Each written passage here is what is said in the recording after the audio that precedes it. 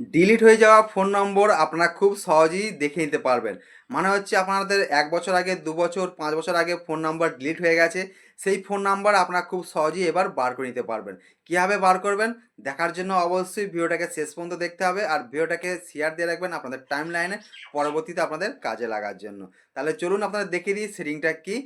এর জন্য প্রথমেই আপনাদের ফেসবুকটাকে ওপেন করতে হবে। আমি ফেসবুকটাকে ওপেন করলাম। ফেসবুকটাকে ওপেন করবেন। ফেসবুকটাকে ওপেন করার পর এখানে আপনারা দেখতে পাবেন যে থ্রি লাইন আছে, জাস্ট আপনারা থ্রি লাইনে চলে আসবেন। থ্রি লাইনে আসার পর এখানে আপনারা দেখতে পাবেন যে সেটিং অপশনটা, জাস্ট আপনারা এই সেটিং অপশানে চলে আসবেন। দেন এখানে আপনারা দেখতে পাবেন যে see more in account centre, just এটাতে চলে আসবেন।